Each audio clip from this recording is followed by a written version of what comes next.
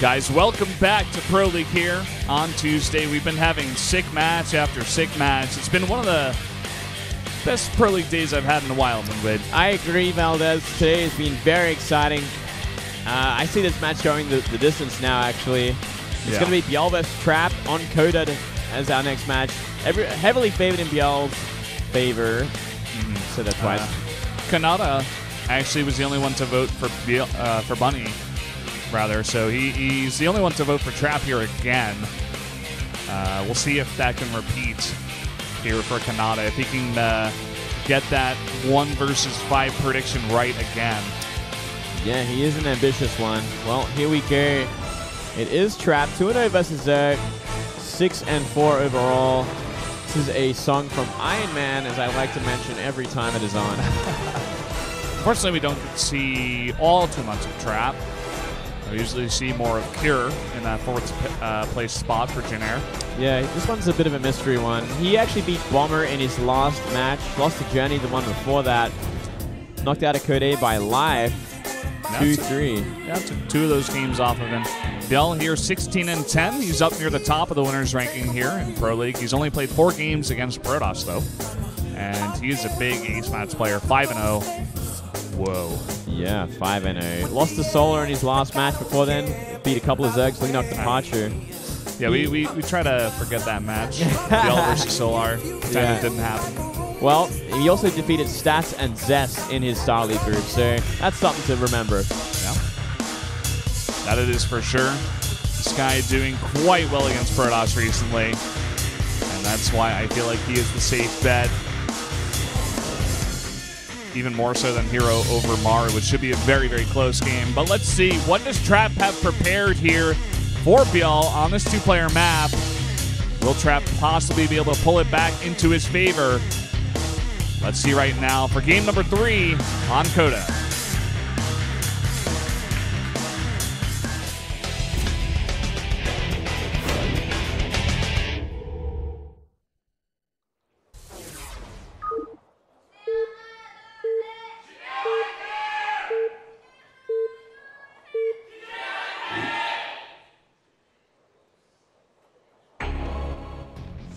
Here in the top left, in the green, from the JIN green, brings the Protoss player. It is Trap.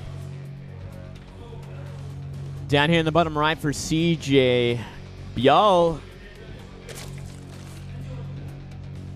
cannot afford to lose this game. Yeah, had an OGN sticker on his jersey. Not sure what that's about. Oh. Interesting. Yeah. And lots of CJ logos, of course, which does actually own OGN. Well, for you guys who didn't know. Okay, well, Pylon at the top of the ramp in the main. Always an interesting opening we are seeing. So most likely going to be throwing down a gateway up there before he throws down an expansion. Yeah, we don't see this all too often. Usually down there at the natural. And usually he goes into some kind of gateway or forge and gets an Nexus eventually down there. Let's see what ByuL wants to open up as. He's usually a pretty aggressive kind of opener. He likes his hatchery firsts. And he also likes to do doubles. I doubt we are going to see a 15 pool this time around. Yeah, I don't think so. I don't think Trap's really that kind of super aggressive all-in-E type of Protoss, really. So yeah. That's actually a really early probe down there. Huh. I guess perhaps to stop any sort of proxy hatchery in his natural, he's going to put it down, put the probe down that early. That'd be the only reason for it being that early, unless it's a huge mistake. But still, down it goes. Yeah, just a bit early, but as you said, maybe just trying to secure the space there for his probe. Drone is going to come down here, make sure no Protoss shenanigans are going down. And it looks like he's going to go straight into a 3rd hatchery, so ByuL certainly making the correct choice. Yeah, nicely done. Even before he even gets the scout, did not send the drone over there, to my knowledge, and the Overlord only getting there now. Very healthy, greedy game we are opening this up into. Nice and delicious. Well, what's next on the cards is what I want to find out, Valdez. What does Trap want to do from here? Is he going to be kind of the Protoss that we do see go into that sort of Stargate opening. I think that's always kind of the natural sort of choice against the double hatch before pool. Yeah, the third base is not that close. Like, it could be closer. It's somewhat hard, I guess, to get creep around that corner and get it up connected with your third base, but we'll see. I think, you know, ByuL, one of the guys who was going with that style with the Ling Hydra timing on Cactus Valley a lot, loved to just drone up to around 55, get a bunch of spores to deal with the oracles in the sky, and then just eventually transition into that. Yeah, this time around, it's not a bad map either. You know, that third base is a while away from the natural. It's going to mean you can split it up in half if you put units down the bottom. It's very hard to get a nice position with the Protoss army with a lot of sentries, you know? Yeah, that's right. I mean, what are you going to do against anything that's going to be coming towards your third base? You don't have enough force fields to force field off that sort of ramp. And from multiple angles as well. Do you see a sentry first here for Trap? Into a Mothership core at the natural. So the Overlord does get a full scout of the base. And let's see how many sentries he goes into. He's only going to make one, gets a Stalker out next. Yeah, probably going to look for a third base pretty early on from here. We'll see if he's going to throw down a Forge anytime soon. The later this gets, the more useless other sort of techs will be, especially a Stargate. Yeah. Looking at this, even just the pylon placement, it's like the perfect way to set up a wall with 2 extra gateways. I think you're definitely correct in the fact that he's just going to go like 3 gateway, third base pretty fast after scouting what ByuL did. Yeah, no Forge just yet. He's going to be one of those expansions by the looks of things. It's going to be simply a lot of sentries, no upgrades. Yeah, was he actually sending that probe over here to possibly set up an expansion there? Because it's a nice catch by ByuL. If so, he's delaying that. Well, that would be certainly ambitious. It's actually going to be a very delayed Stargate to finish open the tech language. Yes. I don't know where I was going exactly, with it. That's what I was thinking too. It's like finishing the start of the game, Valdez. That's what we're going with. We're making things up as we go here. Now, delayed Oracle can do some work, especially if it's like hasn't been scattered at all. And we do see this probe on the map too, so maybe looking for a very forward pylon. Apply some pressure here before he takes the third base. And we do see a very delayed Forge beyond this. Yeah, kind of a disjointed build, I suppose, from Trap. Going to be looking to at least force units and not just allow ByuL to just straight up drone on 3 greedy bases like he usually wants to do. He's going to send in the hallucination first, which is going to be interesting. It's not really going to fool ByuL because he's got the defection there, but yeah, either way. I guess it like forces spore crawlers, so now that your real oracle's on the map, you can't use it. Yeah, it's a great strategy from that. It's a good strategy. I'm going to steal that one. Yeah, so it's a real keeper, that one. Well, let's see what this oracle that... There's a little spot over there on the left side. Yeah. Spore crawler slightly to the right. You can poke here. Queen's going to push it back. Only gets 1. Come back for a little bit more. Going to get 3. Going to go up to 4, it looks like, and then get out of there, but getting very, very low. I wonder if it was worth it. I guess if the Oracle comes back now, it's going to be good against any sort of aggression on that third base. Though I feel like that third base is quite delayed.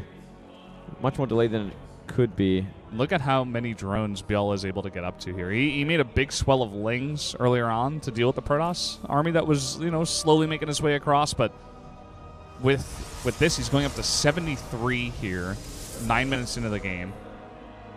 Yeah, that is a lot of freedom. That is a lot of freedom to have. Is going a Ling run by? No, Overlord drop. Overlord drop Ventral Sacks.